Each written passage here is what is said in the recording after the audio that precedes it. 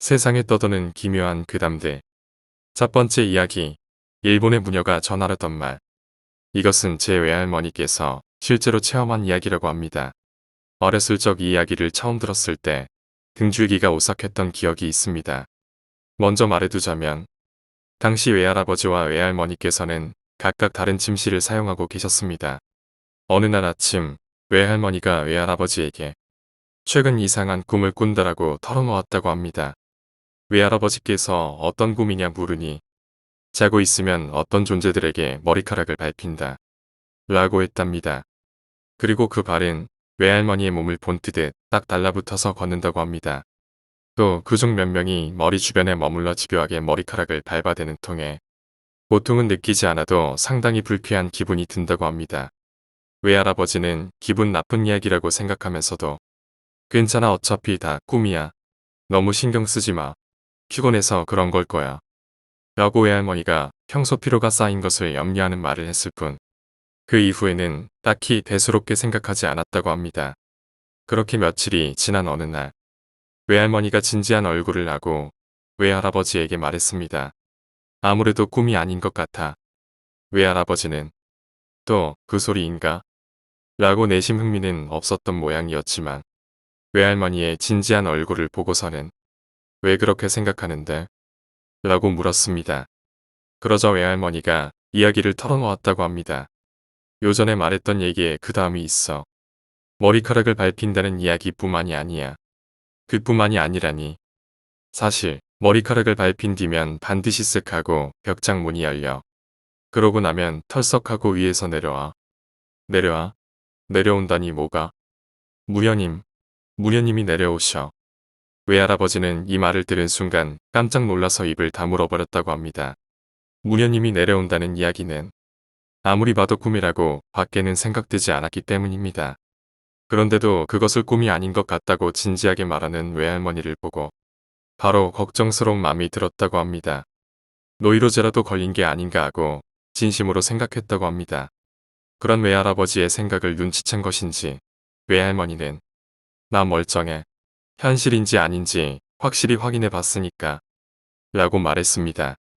외할머니의 이야기에 따르면 벽장문이 열리면 위에서 무녀님이 내려온다고 하는데 긴 흙발을 들어뜨려 위아래로 격렬하게 흔든다고 합니다.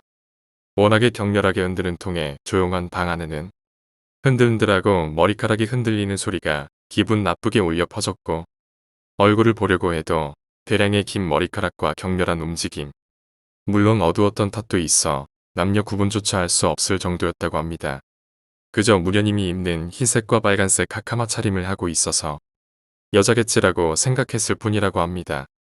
처음에는 꿈이라고 생각했던 외할머니도 며칠을 같은 광경을 보는 것에 의문을 가지게 되어 어떤 행동을 하게 됩니다. 무녀님이 내려오는 벽장문을 꽉 닫아놓고 그 사이에 종이 조각을 한 장 끼워 놓습니다. 자기가 자고 있는 틈에 누군가가 벽장문을 여닫으면 이 종이 조각은 당연히 바닥에 떨어질 것입니다. 그리고 또 하나 이 꿈에 대해 마을의 다른 친구에게 이야기한 적이 있는데 속는 셈 치고 가지고 있어 라는 말과 함께 받은 부적을 베갯머리에 놓아두고 자기로 했습니다. 그리고 잠에 빠져들 즈음 외할머니는 기분 나쁜 소리에 눈을 뜨게 됩니다. 아 역시 또 나타났구라고 생각하며 벽장 쪽을 보니 그곳에는 무녀님이 내려와 있었고 평소와 같이 머리카락을 마구 흩뜨리고 있는 것이었습니다. 무슨 짓을 당한 것은 아니었지만 이전과 다르게 갑자기 공포를 느낀 외할머니는 손을 모아 필사적으로 잘못을 빌었다고 합니다. 무엇에게 잘못을 빈 거냐고 지적할 부분일지도 모르지만 그 입장에서 생각해보면 외할머니의 행동은 지극히 자연스러운 것일지도 모른다고 생각했습니다. 그러던 사이 외할머니는 그대로 의식을 잃었고 평소와 같이 아침을 맞았다고 합니다. 벽장문에 끼워둔 종이 조각은 누렇게 풍화된 것 같은 상태가 되어 있었습니다. 여닫은 흔적은 없었지만 마치 한참 오래된 종이 같은 상태였던 모양으로 이쪽이 훨씬 기분 나빴어 라고 말하며 외할아버지에게 보여줬다고 합니다. 그리고 외할머니가 가장 기분 나쁘다고 이야기한 것은 부적의 효과였습니다. 부적을 베갯머리에 놓고 잤던 그때 몸 주변을 돌아다니던 말의 꿈을 꾸지 않게 되었다. 다시 말하자면 분명히 그 존재가 자기 주변에서 사라지고 없어졌다고 느꼈다고 합니다. 그것은 일종의 영적인 무엇인가로 그 무언가에게 친구에게 받은 부적이 들었다는 것입니다. 지나친 생각이라고 받아들일 수도 있습니다만 그때는 외할머니 나름대로 필사적으로 생각해내신 방법이라고 생각했습니다. 외할아버지도 그 이야기를 듣고 매정하게 대할 수도 없었던 데다가 혹시나 보통 일이 아닐지도 모른다고 생각한 모양인지 그날 밤 외할머니와 같은 방에서 자기로 했다고 합니다.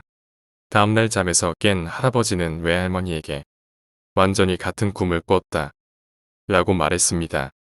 아마도 외할아버지 생각으로는 아직 믿기 힘든 부분이 있었던 모양인지 그것을 꿈이라고 말씀하셨지만 실제로는 굉장히 두려워하고 있어서 부적을 준 친구에게 함께 찾아가 상담을 하기로 했습니다.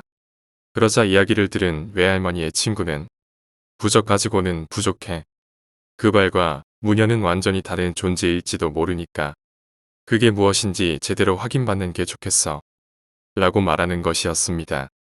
이 이야기를 듣고 슬슬 무서워진 외할아버지와 외할머니는 친구가 일하는 절을 찾아가서 불제를 받기로 했지만 실제로 무녀는 사람에게 신 것이 아니었다는 것 같았고 벽장에서 튀어나온다는 건 그곳에 어떤 문제가 있는 것이 아닌가라는 견해를 내놓았다고 합니다. 그 이상은 본인의 힘이 부족해서 알 수가 없다고 했습니다. 문제의 벽장은 아는 목수에게서 제작을 부탁한 것인데 이번 현상을 이야기하고 뭔가 아는 것이 없느냐고 묻자 새파랗게 질린 얼굴을 하고 사죄했다고 합니다. 들은 이야기에 의하면 벽장 문테두리 부분에 사용한 벚꽃나무가 아무래도 꽤 복잡한 사정이 있다는 것 같았습니다. 간단하게 밖에 듣지 못했지만 꽤 오래전 무녀님이 목을 매 자살한 나무를 그대로 목재로 사용했다고 합니다. 그런 부담이 있는 목재는 어떤 경로를 통해 저렴하게 나오는 경우가 있어서 비용 절감을 위해서 몰래 사용한 것 같은데 지인이기도 했고 그쪽에서도 지나치게 사죄하는 태도여서 이 일에 대해서는 원만히 해결을 받다고 합니다. 그리고 떼어낸 벚꽃나무는 절로 가져가 불제를 받았다고 합니다. 그 뒤로는 아무 일 없이 현재에 이르렀습니다. 다만 무녀님과 발이 대체 어떤 관계였는지는 결국 아무것도 모른 채로 끝난 모양이었고 무녀님이 뭘 전하고 싶었는지도 알 수가 없었습니다. 여러모로 마음에 걸렸던 외할머니와 외할아버지는 마을에서 자살한 무녀에 대해서 아는 사람이나 얘기가 없나 알아보기도 하고 불제를 해준 절에 방문해서 자세히 얘기를 물어보았습니다. 절에서 들을 수 있었던 말은 저희도 무녀분이 자살한 이유에 대해서는 구체적으로 알지 못합니다. 다만 일반적인 자살은 아닌 것 같다는 추측만 하고 있습니다. 본래 그 자살한 무녀와 저희 절은 이 마을을 아주 옛날부터 사악하거나 이롭지 못한 것들로부터 함께 지키는 양대축이었는데 그 자살한 무녀분에 대해 이르러 어떤 악한 존재와 대립하게 된 것 같습니다. 무녀와 저희 절이 함께 어떤 의식을 치렀다는 기록만이 남아있을 뿐입니다. 대립했다는 악한 존재는 제대로 된 본체도 아니었다고 하고 극히 일부분의 신체만이 나쁜 영향을 주변에 주었던 것 같은데 대립했던 결과는 무녀분이 자살한 결과만이 남았을 뿐입니다. 그 의식에 참여했던 당시 쥐지스님도 거동이 불편할 정도로 크게 몸을 상하기도 했습니다. 남아있는 가장 구체적인 기록은 아주 먼 옛날에 이 마을 부근에 어떤 악한 존재의 사지를 잘라서 각각 다른 장소에 봉인했다는 글 하나만 짧게 남아 있습니다.